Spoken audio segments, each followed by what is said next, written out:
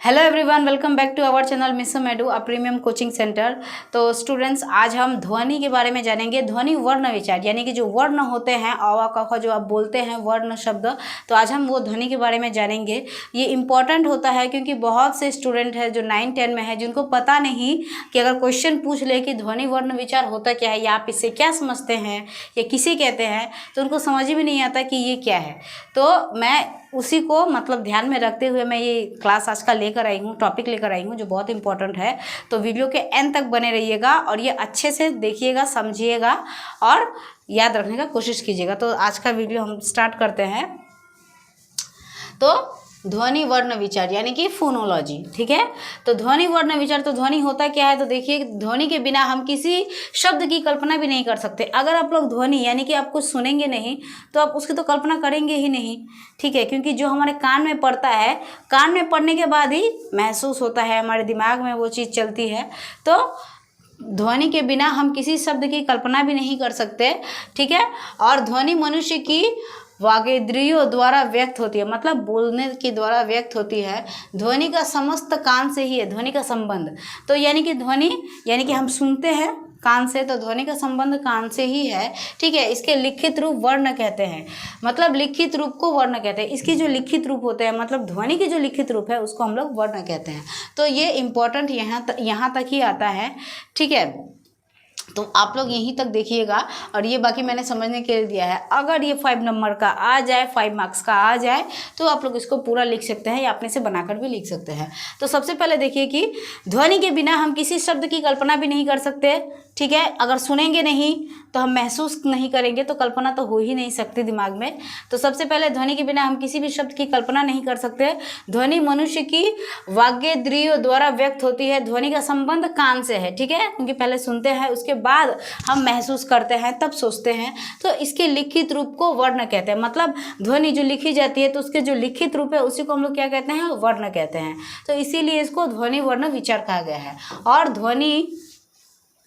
ध्वनि सुनी जाती है किंतु वर्ण देखा जाता है, यानी कि हम जो सुनते हैं और जो वर्ण जो लिखा होता है उसको हम लोग देखते हैं, ठीक है, तो देखा जाता है। जैसे अंग्रेजी के वर्ड मतलब WR वर्ड और हिंदी के वर्ड शब्द में ध्वनि का कोई भेद नहीं है किंतु वर्ण भेद है, ठीक है। क्योंकि ये इंग्लिश में है, ये हमारे हिंदी अक्षर में है, तो क्योंकि लिखने में हम वर्ण भेद पाते हैं। जब लिखते हैं तो ये अंग्रेजी में लिखा हुआ है और ये मेरे हिंदी में, हमारे हिंदी में लिखा हुआ है, तो हम लोगों को भेद तो मिलता है ना, डिफरेंस तो मिलता है ना लिखने का, ठीक है, भेद पाते हैं। तो ऐसा देखा जाता है कि ध्वनि बोलने सुनने में आती है। बोलते हैं, ठीक है, सुनते हैं, तो ये बोलने सुनने में आती है, जबकि वर्ण लिखने पढ़ने और देखने में आता है। देखिए ध्वनि अगर आए तो आप लोग उसका आंसर ये लिखिएगा ध्वनि से। अब तो ध्वनि जो हम सुनते हैं, जो हम महसूस करते हैं, उसे ध्वनि कहते हैं, ठीक है। और ध्वनि वर्ण विचार क्या है, जो हम सुनते हैं लेकिन हम देखते हैं, हम लिखते हैं, तो उसको ध्वनि वर्ण विचार कहा जाता है, ठीक है। और क्या है, जबकि वर्ण लिखने पढ़ने और देखने में आता है, तो ध्वनि सुनने में आता है और वर्ण लिखने में आता है। तो वर्ण देखिए कि वर्ण हमारी उच्चरित भाषा या वाणी की सबसे छोटी इकाई है। वर्ण हमारी उच्चरित भाषा या वाणी की सबसे छोटी इकाई है, मतलब हम जो बोलते हैं, ठीक है, ठीक है, हम जो बोलते हैं उच्चारित भाषा या वाणी, तो सबसे छोटी यानी कि हम जो बोलते हैं वो सबसे छोटी होती है। जैसे अ, ई, उ, क, च, ट, त, प आदि, मतलब जो बोलते हैं वो सबसे छोटी इकाई है। रानी शब्द की 4 ध्वनियाँ हैं, र, आ, न, ई। वर्ण उस मूल ध्वनि को कहते हैं जिसका खंड ना हो सके, मतलब इस शब्द को कोई तोड़ ही ना सके, ठीक है, तो उसको हम लोग ध्वनि कहते हैं। मतलब ध्वनि का मूल स्रोत वो है जिसको कोई भी शब्द का हम उसको तोड़ ना सके, उसको हम महसूस कर सके, जैसे कि रानी, ठीक है। तो इसको हम खंड नहीं कर सकते। तो इसमें 4 आता है, र, आ में आकार, क्योंकि ये आ लिखा हुआ है तो आ, ठीक है, क्योंकि ये जो रानी है, ये रानी में देखिए ये र आ गया, और ये आकार है यानी कि आ है तो आ गया, और ये न है तो न आ गया, और ये जो है वो क्या है, बड़ी ई यानी कि दीर्घईकार है, तो ये दीर्घई। तो 4 वर्ण मिलते हैं, तो वर्ण उस मूल को ध्वनि कहते हैं, ठीक है, उसी मूल को ध्वनि कहते हैं। ये सारा समझने के लिए भी है, ध्वनि कहते हैं जिसका खंड ना हो सके, ठीक है।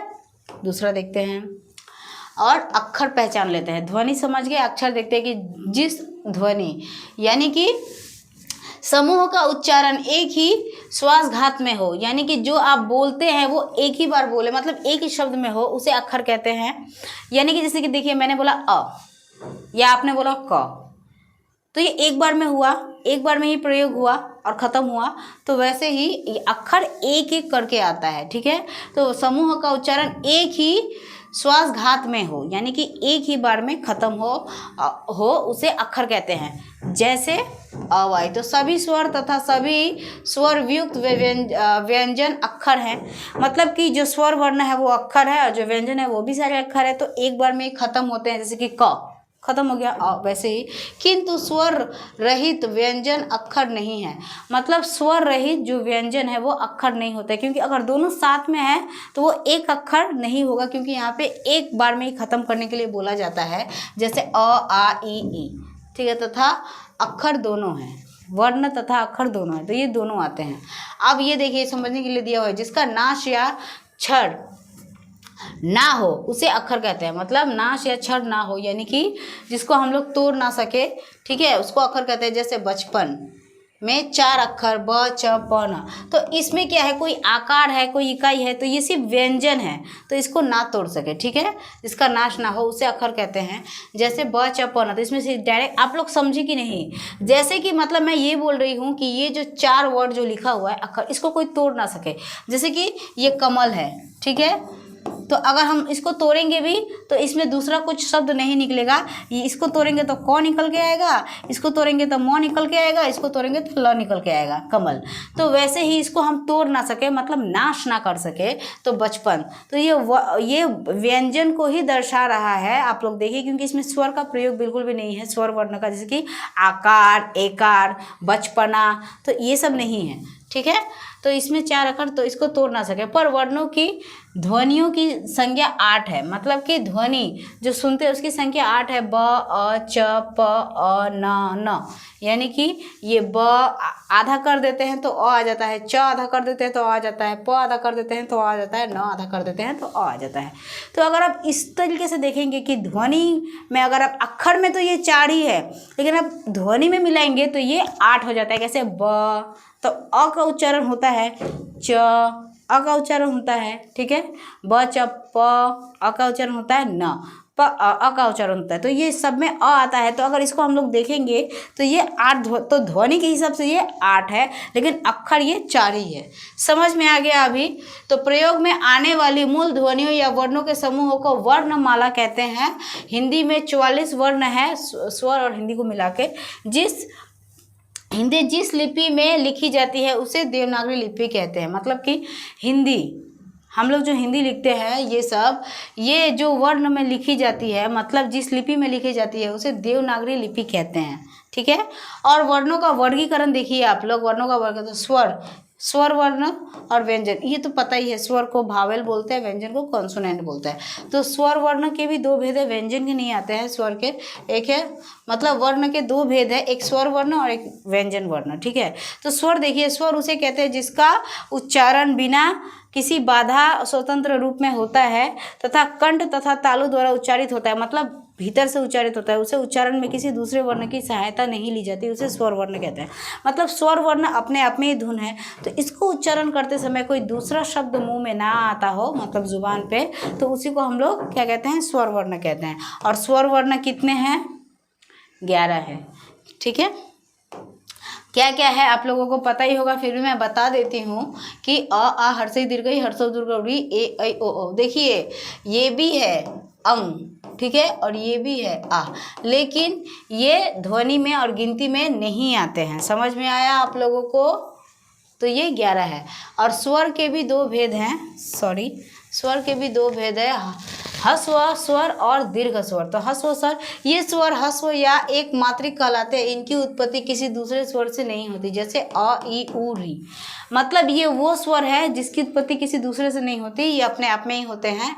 और दीर्घ स्वर में किसी एक ह्रस्व स्वर को उसी स्वर के साथ मिलाने से बनता है, जैसे आ, ठीक है, आ ए, आ ए ओ औ, ठीक है। तो ये दूसरे को मिलाने से बन रहा है ना, तो ये दीर्घ स्वर है और ये ह्रस्व स्वर है। समझ में आ गया अच्छे से। अब ये मात्राएं देखिए, मात्राएं कितनी हैं, मात्राएं जो आप लोग इस्तेमाल करते हैं लिखते समय, वो मात्राएं कितनी होती हैं, वो मात्राएं कितनी होती हैं, चिन्ह टोटल 10 होते हैं। तो आपको पता ही होगा, आकार, ठीक है, उसके बाद हर्षईकार, दीर्घईकार, हर्षौकार, दीर्घौकार, ये सब तो आपको पता ही होगा। तो ये सब आप रहने दीजिए, यहाँ पे देख लीजिएगा, ठीक है। अब ये इतना ही दूर है तो आप लोग इसको देख लीजिएगा कि स्वर के भी दो भेद है, ह्रस्व स्वर और दीर्घ स्वर, ठीक है। और मात्राएं 10 है टोटल, और अक्षर ये है जिसको देवनागरी लिपि भी कहते हैं। और वर्णों का वर्गीकरण 2 है, एक स्वर वर्ण और एक व्यंजन वर्ण। तो स्वर वर्ण देख लीजिएगा, व्यंजन वर्ण का अपना कोई ये नहीं है, ठीक है। और यहाँ पे आप लोगों ने वर्णों को देखा और ध्वनि के बारे में जाना, तो इसका स्क्रीनशॉट ले लीजिए, लिख लीजिए, इम्पॉर्टेंट है, एग्ज़ाम में आता है। और कुछ प्रॉब्लम होने से या कुछ दिक्कत होने से मुझे पूछ भी सकते हैं, नीचे कमेंट कीजिएगा। और वीडियो पसंद आए, अच्छा लगे, आप लोगों की हेल्प हो रही है तो कमेंट करके बताइएगा ज़रूर। मैं ऐसे ही ज़रूरी व्याकरण, ग्रामर आप लोगों के लिए लेती आऊँगी बोर्ड एग्ज़ाम के लिए। तब तक के लिए बाय, अपना ध्यान रखिएगा, चैनल को लाइक कीजिएगा, सब्सक्राइब कीजिएगा। तब तक के लिए बाय।